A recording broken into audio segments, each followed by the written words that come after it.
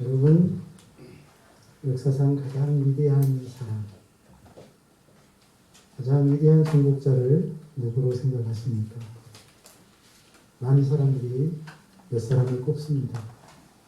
몽고의 징기스칸, 마케도니아의 알렉산더 대왕, 또 어떤 분은 프랑스의 나폴레옹, 혹은 로마의 시저를 꼽기도 합니다. 정말 이들이 위대한 정복자인가요? 많은 사람들을 잔인하게 죽이고 평안히 살아가는 그런 나라를 침략해서 가진 것을 빼앗았던 사악한 직전입니다. 요즘 러시아가 우크라이나를 침공해서 많은 사람들이, 배 없는 사람들이 죽어가고 있습니다. 러시아의 대통령은 많은 다른 나라의 지도자들로부터 비난을 받고 있습니다. 여러분, 사람들이 이런 사람들을 위대한 정복자라고 말할지 모르지만 이들은 참된 정복자가 아닙니다. 진정한 정복자는 이런 사람들이라고 말할 수 없습니다. 세계에서 최초로 가장 높은 산 에베레스트를 정복한 사람이 있습니다. 에드먼드 힐러리라는 사람인데 그는 이런 말을 남겼습니다. 우리는 산을 정복한 것이 아니라 우리 자신을 정복한 것이다. 가장 높은 산을 오르고 명예를 얻은 그가 한 얘기는 산을 정복한 것이 위대한 것이 아니라 자신을 정복한 것이 위대한 것이라는 말입니다. 그렇습니다. 다른 사람을 정복해서 잔인하게 짓밟은 것은 진정한 정복자의 모습이 아닙니다.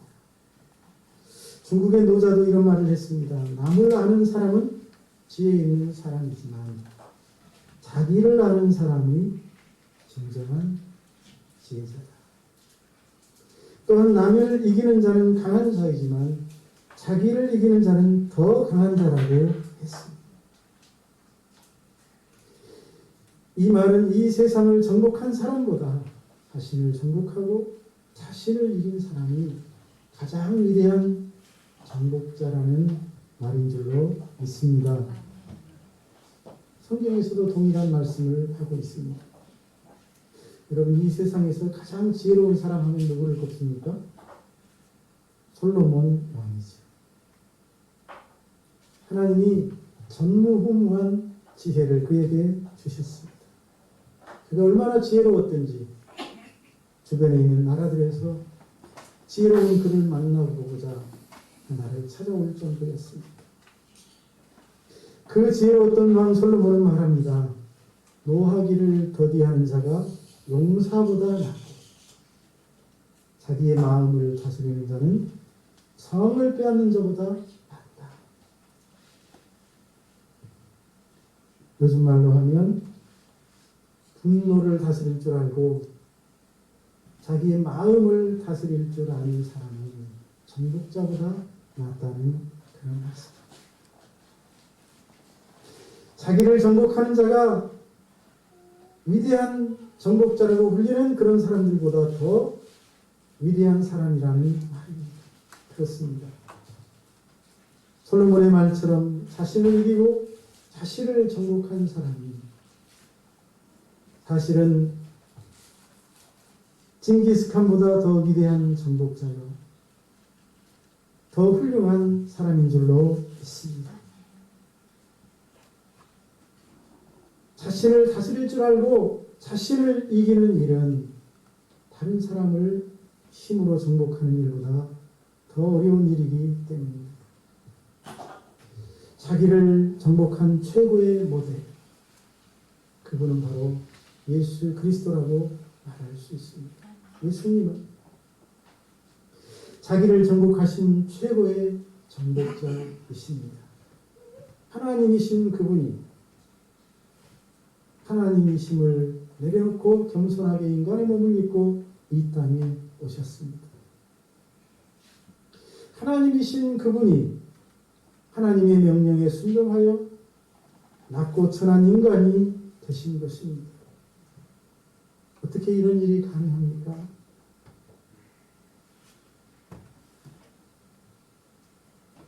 자신을 다스리고 이길 수 있는 힘이 있었기 때문입니다.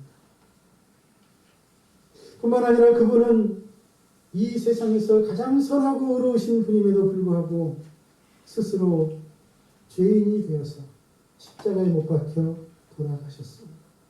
나는 무죄하다고, 나는 죄가 없다고 주장하셔도 아무도 그분을 향하여 정죄할 수 없는 선한 분이심에도 예수님은 스스로 죄인이 되셨습니다.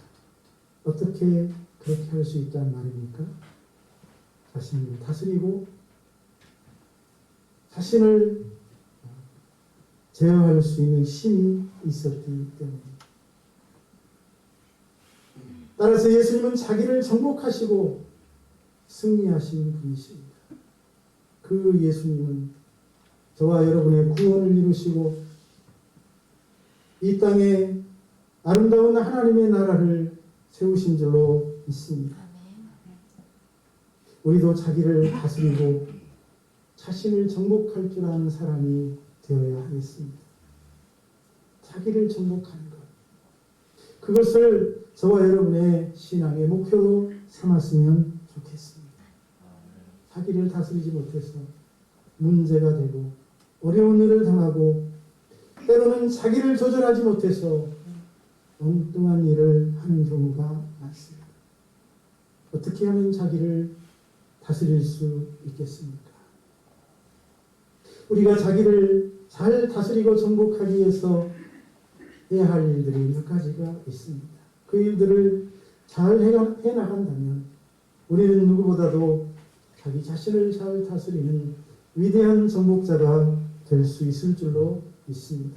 그 첫째가 시간을 잘 관리하는 것, 시간을 다스리는 것, 시간을 정복하는 것입니다. 오늘 35절 말씀을 보시면 새벽 아직도 밝기 전에 예수께서 일어나 나가 한적한 곳으로 가사 거기서 기도하시더니 라고 되어 있습니다. 자기를 정복한 최고의 모델이신 예수님은 시간을 잘 다스릴 줄 아는 분이었다는 말씀입니다. 무슨 말입니까? 예수님은 새벽에 기도하신 분입니다. 예수님은 새벽 기도를 하셨던 분이라고 지금 말하고 있는 것입니다. 여러분, 새벽 시간은 어떻습니까?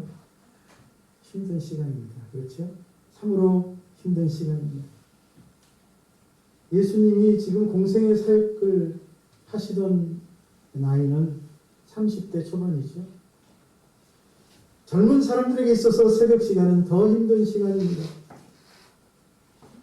모두가 쉬는 시간이요. 육체도 쉼을 원하는 시간이기 때문입니다. 그런데 예수님은 그 힘든 새벽을 육신에 원하는 대로 보내지 않으시고 육신을 이기고 새벽을 깨우며 기도하신 것입니다. 하루의 첫 시간을 하나님께 드리며 하루를 시작하신 것입니다. 시간을 잘 관리하신 분이 예수님이란 말씀입니다. 여러분, 누구에게나 가장 힘든 시간인 새벽 시간이 있습니다. 쉼을 원하는 시간이 있습니다. 하지만 예수님은 바로 그 새벽 시간에 하나님을 찾았습니다. 하나님의 뜻을 구했습니다. 하나님과 교제하는 시간을 가졌습니다. 하나님 앞에 나아가 무릎을 꿇고 기도하며 하나님의 뜻을 구하고 하나님의 뜻을 찾았습니다. 저와 여러분은 새벽 시간을 어떻게 보내고 있습니까? 예수님처럼 저와 여러분도 새벽에 하나님 앞에 나아가 기도할 수 있기를 주의 이름으로 축원합니다. 성경을 읽어보니 새벽 기도를 한 사람들의 모습이 보입니다. 맨 먼저 새벽 기도를 한 사람은 아브라함인 것 같습니다. 창세기 19장 27절 28절에 보니 아브라함이 그 아침에 일찍이 일어나 여호와 앞에 서 있던 곳에 이르러 소돔과 고모라와 그 온 지역을 향하여 눈을 들어 연기가 옹기 가마의 연기같이 치솟음을 보았더라. 무슨 말씀입니까? 전날 아브라함이 소돔과 고모라를 멸하러 가시는 하나님을 만났습니다. 소돔과 고모라를 멸해야 되겠다는 것입니다. 그 죄악이, 그 부르짖음이 하늘에 상달되었고 견딜 수가 없다는 것입니다. 내가 진짜로 소돔과 고모라가 그렇게 죄악이 관영한지 가서 확인해보고 그것을 멸하러 한다는 것입니다. 아브라함, 그 얘기를 들은 아브라함에게 버뜩 떠오르는 사람이 있었습니다. 누구죠? 예, 조카 롯이 버뜩 떠올랐어요. 소돔과 고모라를 하나님이 멸하시면 조카 롯도 그곳에서 죽을 텐데. 그래서 기도했잖아요. 몇 번이나 기도했잖아요. 그런데 마지막에 뭐 했습니까? 롯을 살려주겠다는 확실한 대답을 듣지 못했습니다. 의인 10명이 있으면 하나님이여 그 성을 용서해 주시겠습니까? 내가 의인 10명만 있어도 용서해 주마. 하지만 아브라함의 마음속에는 의인 10사람이 생각나지 않습니다. 그리고 하나님과 헤어졌어요. 다음 날 새벽 일찍 아브라함은 하나님과 만나서 대화를 나누었던 그 자리에 갔습니다. 왜 갔다고 생각하십니까? 조카 롯 때문에 갔겠죠. 그렇죠? 조카 롯, 소돔과 고모라에 살고 있는 조카 롯, 그 영혼을 구원해달라고 하나님께 기도하러 올라가는 것입니다. 하나님 앞에 간구하러, 다시 한번 간구하러 하나님과 대화를 나누었던 그 자리에 찾아간 것이 아니겠습니까? 그런데 그 자리에 가서 보니 벌써 소돔과 고모라의 연기가 자욱합니다. 하나님의 심판이 벌써 진행되고 있습니다. 사실 아브라함의 마음을 잘 아신 분은 하나님이십니다. 소돔과 고모라를 멸하시면서도 누구를 생각하셨을까요? 아브라함을 생각하셔서 롯을 구원해 주고, 롯이 의로웠기 때문에 구원받은 것이 아니고 아브라함을 생각하셔서 조카를 그 두 딸과 함께 그 성에서 건져 계신 것입니다. 새벽 기도를 하던 아브라함은 하나님을 만났고 그의 기도를 통해 조카 롯이 멸망당하는 소돔과 고모라에서 구원을 받는 은혜를 입은 줄로 믿습니다. 아브라함만이 아닙니다. 그의 손자 야곱도 새벽 제단을 쌓았다는 사실입니다. 창세기 28장 18절로 19절. 야곱이 아침에 일찍 일어나 베개로 삼았던 돌을 가져다가 기둥으로 세우고, 네. 아침에 일찍 일어났대요. 새벽에 일어난 것입니다. 그리고 베개로 삼았던 돌을 가져다가 기둥으로 세웁니다. 그 위에 기름을 붓습니다. 그리고 그곳 이름을 베델이라고 부릅니다. 베델이 무슨 뜻입니까? 벳은 집이고 엘은 엘로힘, 하나님의 야훼입니다. 베델, 하나님의 집이라는 뜻입니다. 왜 잠자던 그곳을 하나님의 집이라고 불렀습니까? 그곳에서 잠을 자다가 하나님을 만났거든요. 하나님을 만나고 새벽에 일찍 일어나 그곳을 구별하여 제단을 삼고 하나님께 기도하며 하나님을 예배하는 것입니다.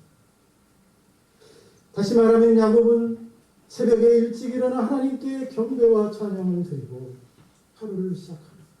아니, 새로운 인생을 시작합니다. 그 전까지는 아버지의 집에서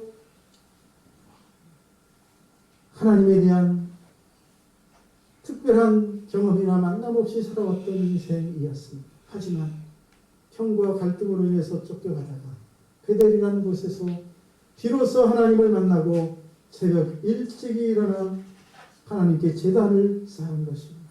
할렐루야. 이처럼 야곱은 새벽에 하나님을 만났습니다. 그리고 그 새벽에 기도함으로 자신의 새로운 인생을 시작하고 있는 것을 보게 됩니다. 그런가 하면 모세라는 사람도 새벽 기도를 하였습니다. 출애굽기 24장 4절로 7절. 모세가 여호와의 모든 말씀을 기록하고 이른 아침에 일어나 산 아래에 제단을 쌓고 이스라엘 12지파대로 12기둥을 세우고 여호와께 소제와 번제와 화목제를 드리게 하고 언약서를 가져다가 백성에게 낭독하여 듣게 하니. 예, 무슨 말입니까? 이스라엘 백성을 애굽에서 구해낸 위대한 지도자 모세. 그는 철저하게 이른 새벽에 일어나 새벽 제단을 쌓음으로 하루를 시작한 것입니다. 그리고 그 새벽에 일어나 이스라엘 지파들을 위하여 하나님께 기도하고 예배하며 또 하나님께서 주신 말씀을 백성들에게 낭독하고 가르쳤다는 사실입니다. 한나라는 여인 아시죠? 한나는 누굽니까? 엘가나의 아내죠. 엘가나의 아내. 쉽게 얘기하면 사무엘의 어머니. 본래 한나는 아이를 낳을 수 없는 여자였어요. 그런데 이 한나가 하나님께 기도하더니 새벽 기도를 하더니 사무엘을 낳는 복을 받습니다. 사무엘상 1장 19절. 그들이 아침에 일찍 일어나 여호와 앞에 경배하고 뭐 했다는 뜻이에요? 아침에 일찍 일어났다. 새벽 기도를 했다는 뜻입니다.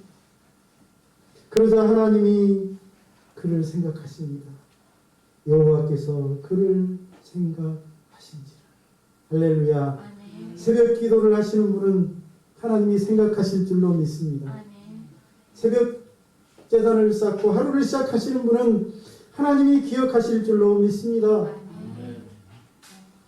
비록 태문이 닫힌 여인이라 할지라도 태문을 열어주시고 놀라운 축복의 아들을 안겨주실 줄로 믿습니다. 그러니 하루를 시작할 때 기도로 시작할 수 있기를 바랍니다. 특별히 새벽을 깨우며 하루를 시작하는 지혜로운 성도들이 될 수 있기를 주의 이름으로 축복합니다. 여러분 잘 아시는 욥이라는 사람 어땠습니까? 욥도 새벽 기도를 했던 것 같습니다. 욥기 1장 5절. 그들이 차례대로, 여기 그들은 욥의 아들들이에요. 그들이 차례대로 잔치를 끝내면 욥이 그들을 불러다가 성결하게 하되 아침에 일어나서 그들의 명수대로 번제를 드렸습니다. 욥은 새벽 기도를 했는데 자식들을 위해서 새벽에 일어나 하나님께 제단을 쌓습니다. 자식들이 몇 명이었습니까? 그 7명이 넘는 자식들을 위하여 하나님께 명수대로 제단을 쌓았다고 그랬죠? 왜요? 이는 욥의 말이 혹시 내 아들들이 죄를 범하여 마음으로 하나님을 욕되게 하였을까 하며 자식들이 혹시 마음속으로라도 하나님께 범죄했을까봐 새벽에 일찍 일어나서 자식들의 죄를 용서해 달라고 하나님께 예배를 드린 것입니다. 여러분, 이렇게 믿음의 사람들은 한결같이 뭘 했다고요? 새벽 기도를 했다. 새벽 제단을 쌓습니다. 새벽 시간에 하나님과 교제하며 하루를 시작합니다. 여러분, 새벽에 기도하는 일은 중요합니다. 새벽에 하나님을 만나는 시간을 구별하고 그 시간에 하나님 앞에 나오는 것 중요한 줄로 믿습니다. 그런 사람에게 하나님이 지혜를 주십니다.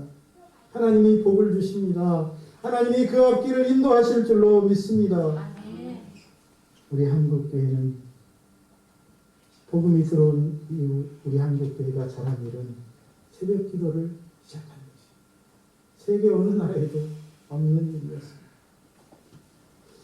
우리 한국교회 새벽 기도가 얼마나 복된 기도회인지 빌리 그레함 목사님은 이렇게 말했습니다. 일본에 갔더니 기계 소리가 새벽을 깨우고 스위스에 갔더니 새 소리가 새벽을 깨우고 한국에 왔더니 기도 소리가 새벽을 깨웠다. 할렐루야. 이 새벽에 울려 퍼진 기도 소리가 민족을 살린 줄로 믿습니다. 이 새벽에 부르짖는 기도가 이 지구상에서 가장 가난했던 민족을 세계 10대 강국으로 만든 줄로 믿습니다. 이런 기적이 바로 새벽에 기도하던 성도들의 기도를 통하여 이루어진 줄로 믿습니다. 새벽에 기도하는 것 얼마나 아름다운 전통입니까? 저와 여러분이 이 전통을 이어받을 수 있으면 좋겠습니다. 새벽을 깨어 기도함으로 여러분 인생을 아름답게 살아갈 수 있기를 축원합니다. 파레이디의 법칙이라는 법칙이 있습니다. 이는 20%가 80%를 지배한다는 법칙입니다.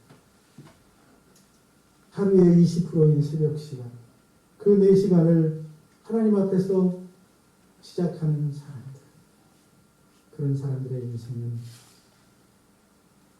축복의 삶으로 하나님 인도하신다는 말씀입니다.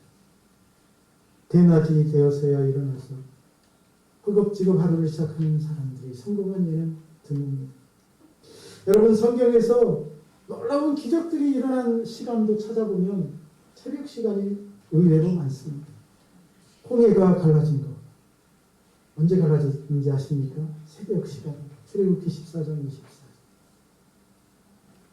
울부짖는 이스라엘 백성들의 울부짖음을 들으시고 추격해오는 애국 군대를 보고 죽겠다고 살려달라고 아우성치는 그들의 소리를 들으시고 하나님이 새벽에 홍해를 가르십니다. 할렐루야.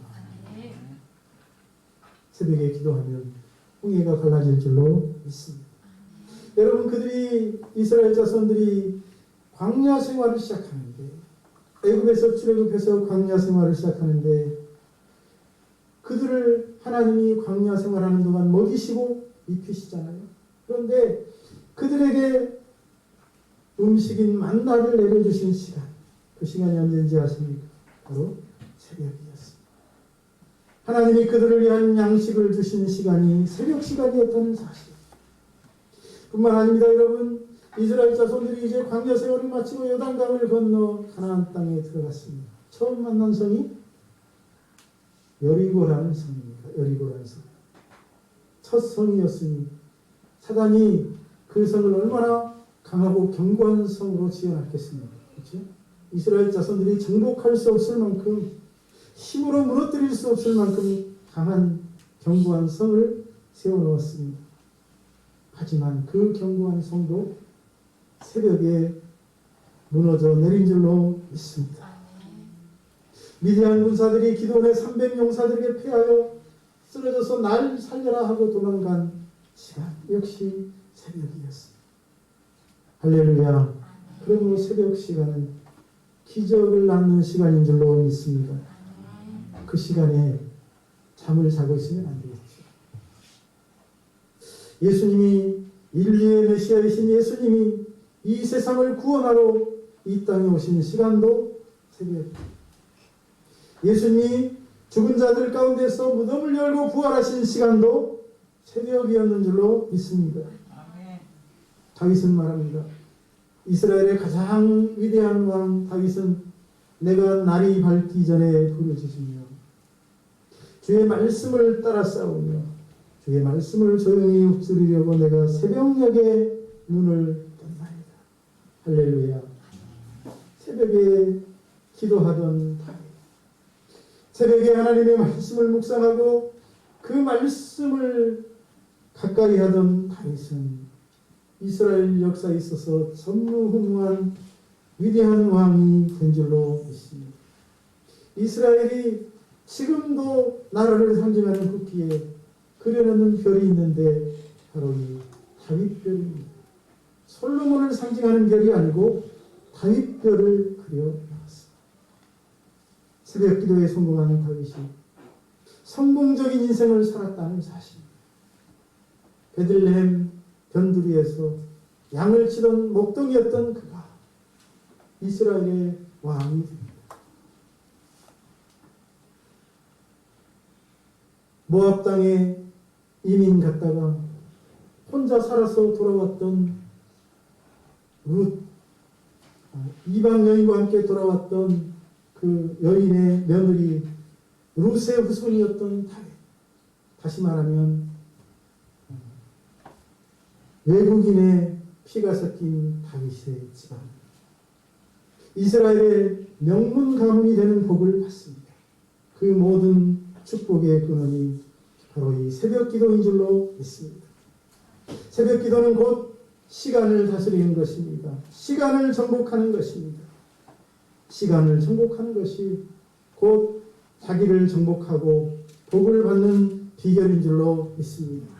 오늘 이 자리에 참석한 모든 성도님들이 새벽 시간을 잘 관리하고 다스릴 줄 아는, 하나님 앞에서 보낼 줄 아는 성도들이 될 수 있기를 주님의 이름으로 축복합니다. 두 번째로, 우리가 자신을 잘 다스리고 정복하는 위대한 정복자가 되기 위해서는 자신의 육신의 욕망을 잘 다스릴 줄 알아야 합니다. 욕망을 정복하라는 것입니다. 인간은 누구나 욕망이 있습니다. 식욕이 있죠. 잠욕이 있습니다. 성욕, 소유욕, 명예욕. 이것을 가리켜서 인간의 5대 욕망이라고 합니다. 이는 분명 우리가 이 땅에 살아가기 위해서 필요한 본능들 중 하나입니다. 하지만 그것이 지나치면 동물과 다름없게 됩니다. 육체를 입고 이 땅에 오신 예수님께서는 인간의 본능인 육신의 욕망을 따라 살지 않으셨어요. 공생의 사역을 시작하시기 전 예수님은 40일을 금식하시는데 마귀가 찾아와서 예수님을 시험하죠. 그가 시험했던 것이 무엇입니까? 바로 이 인간의 욕망을 일깨우는 시험이었습니다. 식욕, 그렇죠? 명예욕, 영광욕, 영광을 얻고 싶은 욕망. 하지만 예수님은 그 사단의 시험에서 속지 않으시고 이 모든 욕망을 이기고 승리하신 줄로 믿습니다. 여러분, 사람을 고문할 때 바로 이 5가지 욕망을 가지고 고문하면 가장 이기기가 힘들다고 합니다. 잠을 가지고 고문하는 거예요. 안 재우는 거예요. 며칠 동안 안 재우면 사람이 미친다고 하죠. 그러면 나중에는 잠에 취해서 모든 것을 고백하게 된다는 것입니다. 식욕도 마찬가지입니다. 굶기는 것이죠. 계속해서 굶깁니다. 물도 주지 않습니다. 사람이 며칠은 참을 수 있지만 그 기간이 길어지면 견디기 어려운 것이 식욕입니다. 본능을 이용한 고문, 견디기 어렵습니다. 소유욕도 마찬가지입니다. 쉬운 일이 아닙니다. 금덩이를 앞에 놓고 시험합니다. 디모데전서 6장 10절은 그래서 아예 그런 욕망을 갖지 말라고, 그것이 타락의 원인이 된다고 말하고 있습니다. 돈을 사랑하니 일만하게 뿌리가 되나니. 이것을 탐내는 자들은 미혹을 받아 믿음에서 떠나 많은 근심으로써 자기를 찔렀다. 여러분, 이 소유욕, 이것이 자신을 무너뜨리고 결국은 미혹을 받아 신앙의 자리, 믿음에서도 떠나게 한다고 경계하고 있습니다. 여러분, 우리 예수님 공생의 3년의 사역을 생각해 보십시오. 예수님은 한 번도 이런 육신의 욕망에 대한 문제로 쓰러지신 적이 없습니다. 비난을 받으신 적도 없습니다. 어떻게든지 예수를 채잡아 죽이려는 바리새인들도 예수님의 이 육신의 욕망 가지고 걸고 넘어진 적이 없습니다. 다시 말하면 예수님은 이 욕망을 다스리고 정복하신 분이라는 말씀입니다. 히브리서 4장 15절입니다. 모든 일에 우리와 똑같이 시험을 받으시니로되 죄는 없으신다. 예수님도 우리와 똑같은 육신을 입었기에 육신의 욕망이 있으셨습니다. 5가지 욕망에 노출되었습니다. 하지만 죄를 짓지 않았다는 것입니다. 그 욕망에 넘어지지 않았다는 것입니다. 무너지지 않았다는 것입니다. 저와 여러분도 육신의 욕망을 이길 수 있는 그런 성도들이 될 수 있기를 주의 이름으로 축복합니다. 그것을 극복하고 하나님 앞에 남은 생에 귀하게 쓰임받는 귀한 종들로 설 수 있기를 다시 한번 축복합니다. 세 번째, 우리가 자신을 이기려면 무엇보다도 마귀를 이겨야 합니다. 마귀를 정복하는 것입니다. 39절에 이에 온 갈릴리에 다니시며 그들의 여러 회당에서 전도하시고 또 귀신들을 내쫓으시더라. 마귀를 이기시고 내쫓으시는 예수님의 모습을 본문이 기록하고 있습니다. 그렇습니다. 우리 예수님께서는 가시는 곳마다 어둠을 물리치셨습니다. 귀신들을 내쫓으셨습니다. 예수님이 가르치는 곳에 어둠이 물러가고 귀신들이 소리지르며 떠나갔습니다. 귀신에게 붙잡혀 있던 사람들의 정신이 온전해지고 귀신들 때문에 고통받던 이들의 삶이 회복되는 역사가 일어난 줄로 믿습니다. 예수님은 십자가로 사단과 사망 권세마저 깨뜨리고 승리하신 분이신 줄로 믿습니다. 그러므로 저와 여러분도 사단과 싸워 이길 수 있는 그런 성도들이 되었으면 좋겠습니다. 마귀는요, 하나님의 사랑하는 백성들을 넘어뜨리려고 집요하게 공격해 옵니다. 마귀는 아나니아와 삽비라 속에 들어가서 성령을 속이고자 하는 마음을 주었습니다. 그러다가 아나니아와 삽비라는 하루에 하나님의 분노를 진노를 당하여 죽고 말았죠. 마귀는 다윗 속에도 들어가서 범죄하게 하지 않았습니까? 밧세바를 보고 그리고 인구조사를 하게 하고 다윗을 넘어뜨리려고 다윗 속에서 역사했습니다. 마귀는 또 가룟유다 속에도 들어갑니다. 가룟유다에게 스승인 예수님을 팔려는 생각을 불어넣습니다. 여러분, 이 사단은 예수님 당시만 역사하고 있지 않습니다. 지금도 존재하며 끊임없이 저와 여러분을 잡아먹고자 일하고 있는 줄로 믿으시기를 바랍니다. 사단은 지금도 얼마나 많은 사람들의 몸과 마음에 들어가서 그들로 하여금 성령을 거스르게 하고 악을 행하게 하고 더럽고 음란한 삶을 살게 하는지 모릅니다. 얼마나 사람들로 하여금 어둠의 일들, 악한 일들에 사로잡혀서 그것들에 붙들려 살아가게 하는지 모릅니다. 생각해 보십시오, 여러분.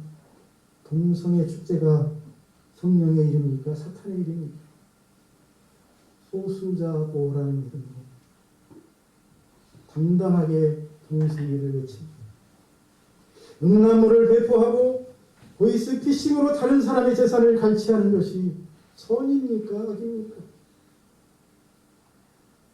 사람을 미워하고 저주하고 고문하고 죽이는 것이 하나님이 기뻐하시는 일입니까? 마귀가 기뻐하는 일입니까?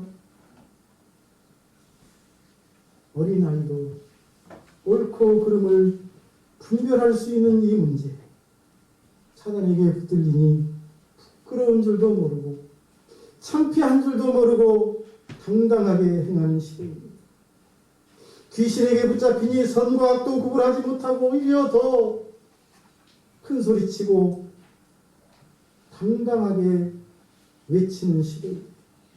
인간으로서의 도덕과 윤리마저 사라진 시대가 아닐 수 없습니다.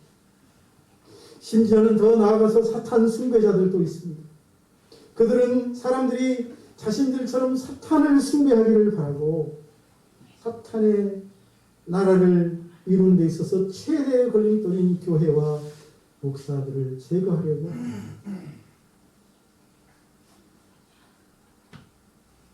갈라디아서 5장 19절 21절을 보면 사단이 육체의 일들로 사람을 무너뜨리려 하고 있으니 경계하고 조심하라고 오늘 말씀하고 있습니다.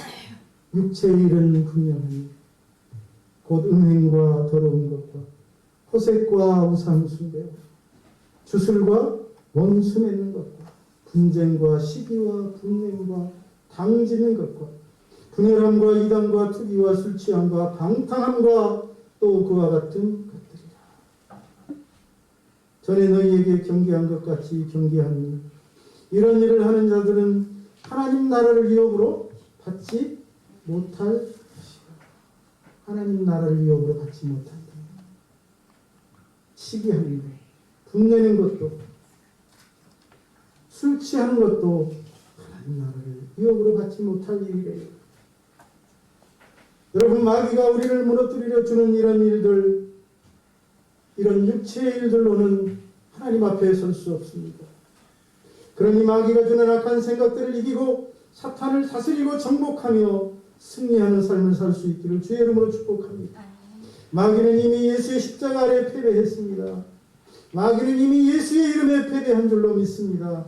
그러니 예수의 이름으로, 예수의 십자가로 마귀를 정복하고 승리할 수 있기를 주의 이름으로 축원합니다. 이제 말씀을 맺습니다. 우리 예수님은 육신을 입고 세상에 오셨으나 자기를 이기시고 승리하신 위대한 정복자입니다. 갈보리 언덕의 예수의 십자가는 바로 죄를 정복하고 자기를 정복하고 마귀를 정복하고 세상을 정복하신 승리의 십자가인 줄로 믿습니다. 우리도 예수님처럼 위대한 정복자가 될 수 있습니다. 예수님의 십자가를 바라보면 예수님처럼 육신을 이기고 자기를 이기고 사단을 이길 수 있는 줄로 믿습니다.